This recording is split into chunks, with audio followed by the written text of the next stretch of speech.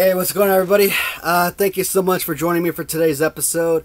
Today's a very important episode, I think, because it includes yet another incredible addition to the major wrestling figure podcast roster of action figures.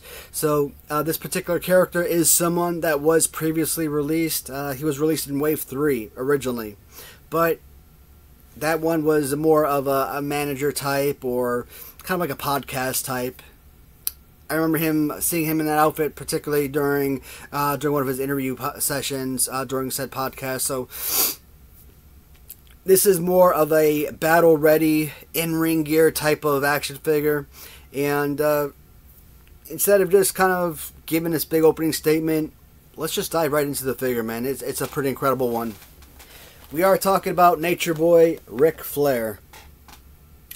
And this is the bloody Ric Flair figure.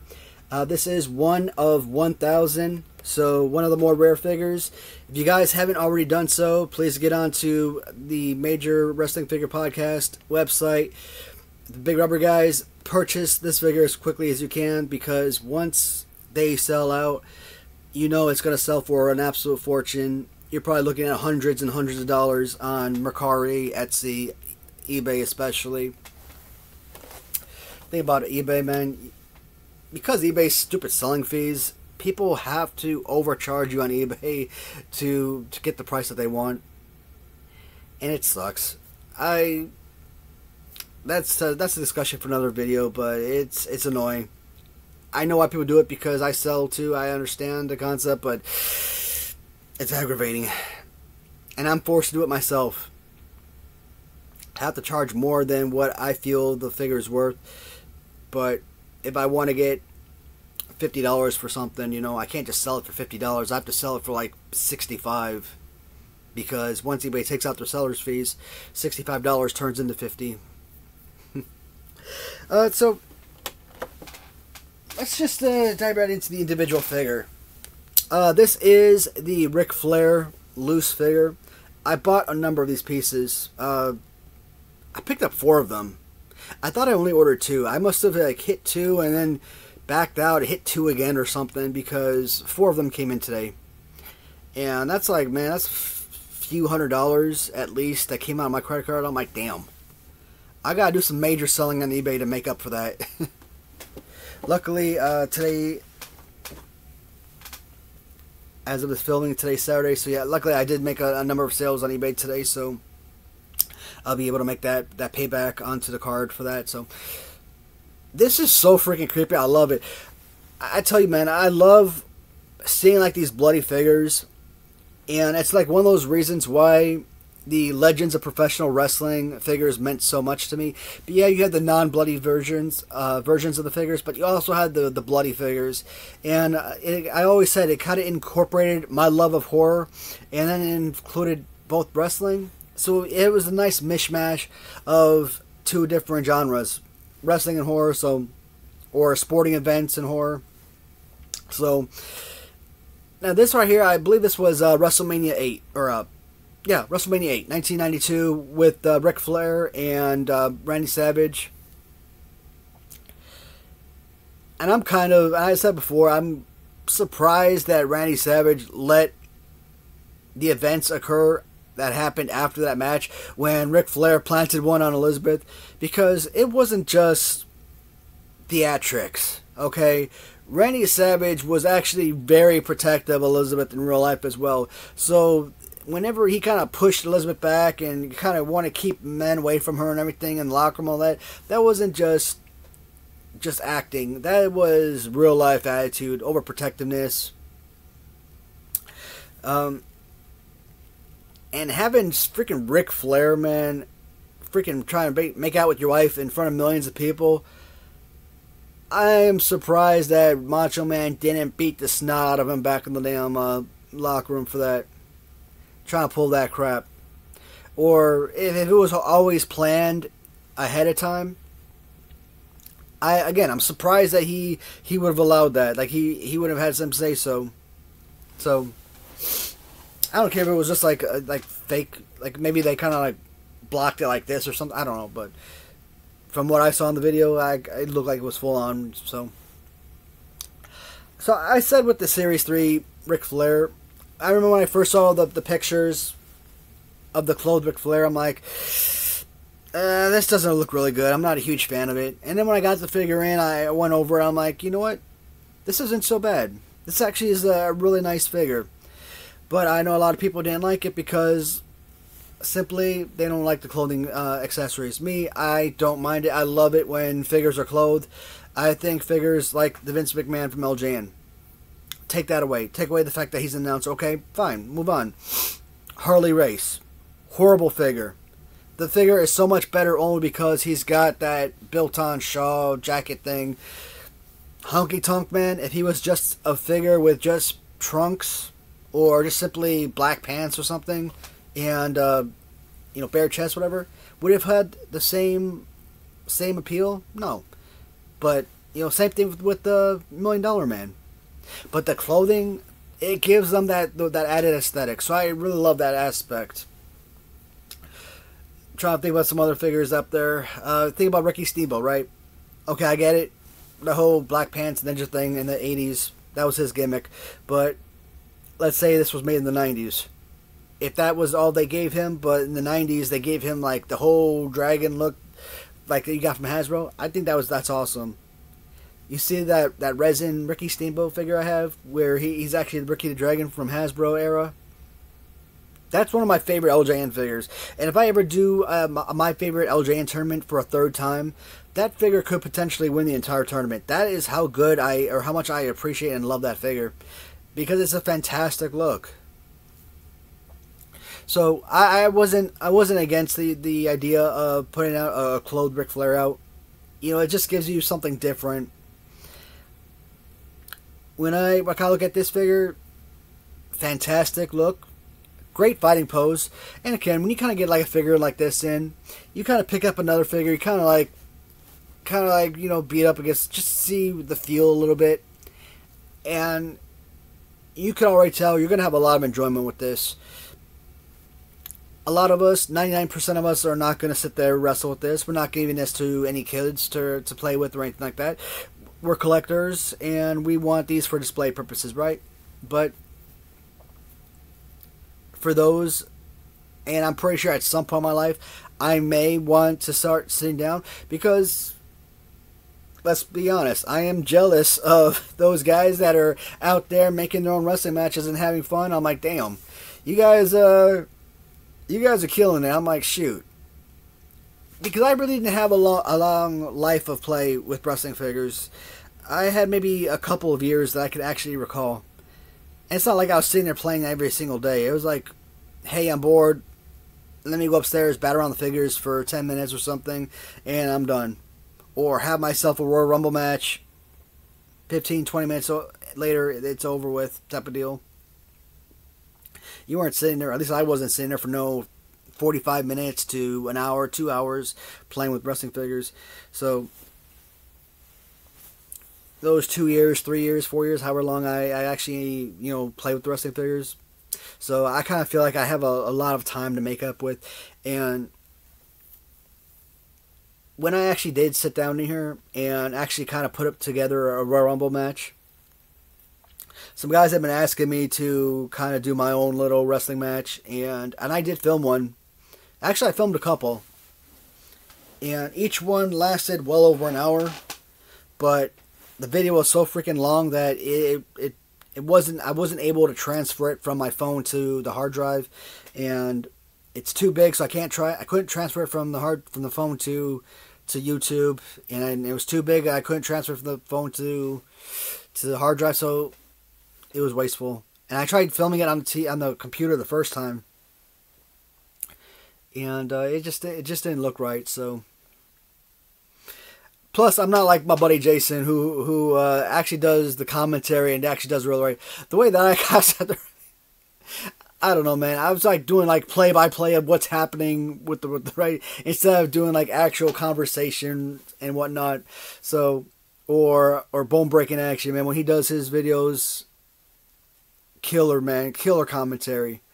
You're engaged and you're at the edge of your seat at every moment listening. You're just, like I said, you're engaged to every word that's being said and whatnot. I can't do that. I'd have to have somebody sit there and kind of do like a voiceover for my wrestling matches. But I was using my custom Ric Flair, the one with the red trunks that kind of looks like Bruno Sammartino, or is taken out off a Bruno Sammartino body. I kind of feel like his head kept feeling like it was almost about to pop off. I'm like, let me get rid of this guy before I break my finger. So yeah, a figure like this I think would make an awesome addition to an LJN Royal Rumble match. There's actually quite a number of figures I think would be pretty incredible. Andre the Giant, I think, would probably replace the Andre the Giant I used. I had been using the LJNs in the past, but then I ended up using the big resin guy because he's so much bigger.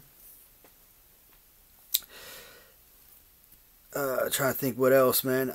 I'm just talking about it. I'm kind of getting excited about making another one, but I don't enjoy tag team matches or individual matches. Even as a kid, I always put together Royal Rumbles because I thought Royal Rumbles were just so much fun. As a kid, even to adulthood, I didn't watch baseball all-star games. I didn't care about the all-star game. I loved the home run derbies. And now seeing what home run derbies have turned into, I could care less. If they came out today and said, you know what, we're banning all-star games and festivities, no more home run derby, I wouldn't even care anymore because it just becomes so stupid. Royal Rumbles, to me, they're just not some... To me, they're in actual importance. Even when the lame ones I've seen that were just... that really weren't enjoyable, they still hold some merit. But yeah, I'd like to put something like that together. And I think Ric Flair would be an awesome piece. Yeah, so when you kind of look at this figure, I mean, he does have, you know, your RF around the trunks and boots. So, you know, original San Francisco, they have this version, right? They have red trunks, they have green trunks, they have a baby blue or sky blue trunks. So, I'm kind of looking at the original San Francisco. In fact, I should have probably pulled that one off the shelf. Kind of give you guys a side-by-side comparison. No, I'm not going to do it. Forget it. I don't feel like getting up. But I think that's the only downside. Is that it looks... Take away the blood. The trunks, it kind of gives me that whole original San Francisco feel to it. But the bloody horror part... Fantastic. Love it. I also like that the box set is about as complete as I've ever seen. Normally when you look at the back of the box, you know, you see a few figures, and you know, with every new series, you're incorporating all of the previous series onto the back. This is about as full, again, as I've ever seen, and we haven't even seen all the releases of all the other series. And what am I talking about? Well, we've got Series 1, right? And then we got Series 2.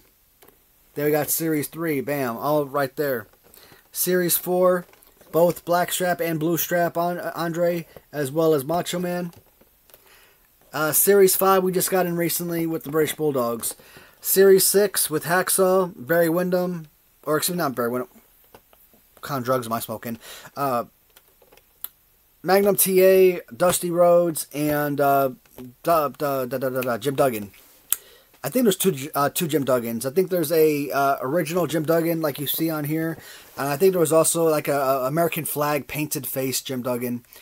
And I think I ordered both of those. So we should be getting 4 figures in during that release for Series 6. But like I said, Series 6 hasn't even come out yet. We haven't been released. So the fact that they're showing Series 6, 7, 8 all right here already, awesome. Series 7 with Powers of Pain. And I haven't even seen that. Series 8. I think Series 7 was just Powers of Pain, if I'm not mistaken. And I think Series 8 was 4 figures. I think Series 8 was both the Road Warriors as well as the Matt Hardy and Ethan Page figure. So now that you got the bloody Ric Flair, where does he fit in? Does he fit in with Series 8? Is he just a floater where he doesn't really have an associated series? Because obviously he's right here at the very back, but that's not really a Series 9 figure, right?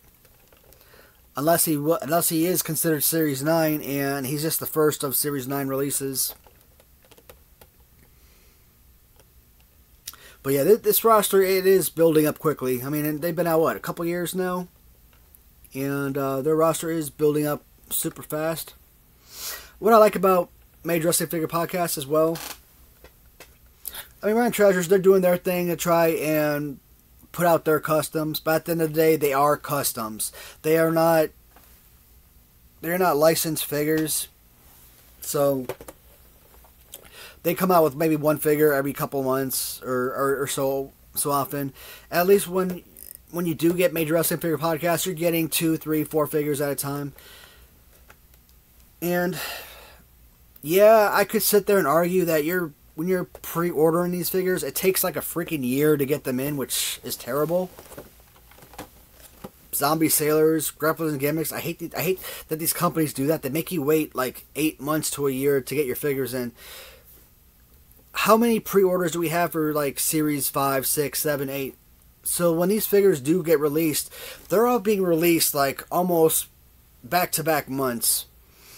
So if you're getting these in August, you might get the next series in September, maybe the next one in October, maybe you're getting the last one, maybe not November, maybe you're getting in December. So you may not be getting your figures right away, but when they do start coming out, you're not waiting another year before the next series. You're waiting probably a month or even weeks. So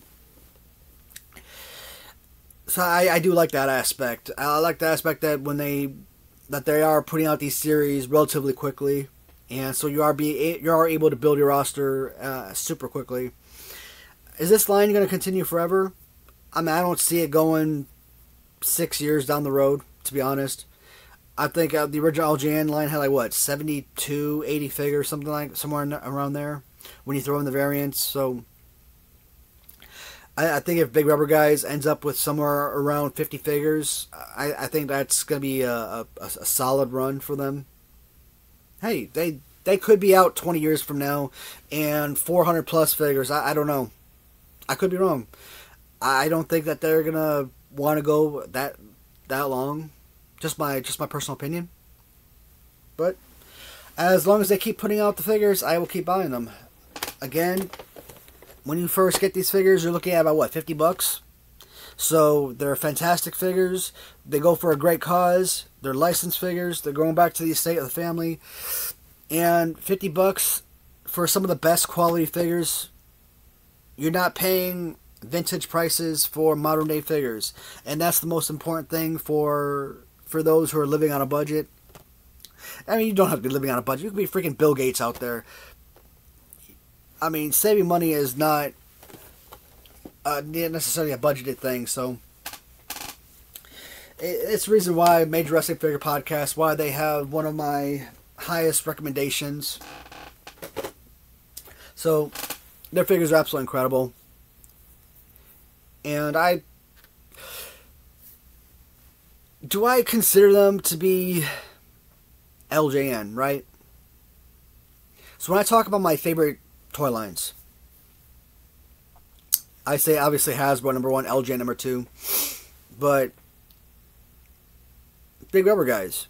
I mean, original San Francisco, I have them listed at number 3 because I really enjoy their box sets, and I think their figures are very closely resembling LJN, so that obviously gave it a leg up as well. So I've been putting them as LJN number 3, but can Big Rubber Guys fall in at number 3 possibly? Why not? They're not necessarily LJN. They're not made by LJN, but do they fall underneath the same realm of them? But with that logic, I can't say, well, Grapplers and Gimmicks is my fourth favorite company, or Zombie Sailors might be my fifth favorite company as an example, because then I could say, well, they fall under the realm or the umbrella of Hasbro, so it doesn't really count. I don't know. That's a good question I'm asking myself, because I think that's a video or a discussion for another time, because I think that's gonna have to do with a lot of contemplation would have to go into that. I'd have to do some soul searching, so to speak, to try and come up with a good answer, because I'm not sure.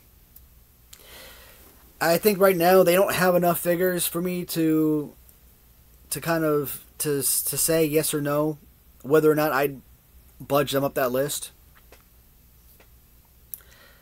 It's like I don't know, either towards the tail end of 2022, early 2023, I did my top 5 favorite customizers list, and someone like my buddy Rob, I put him at like number 5. Now today, I say hands down number 1, not even a shadow of a doubt.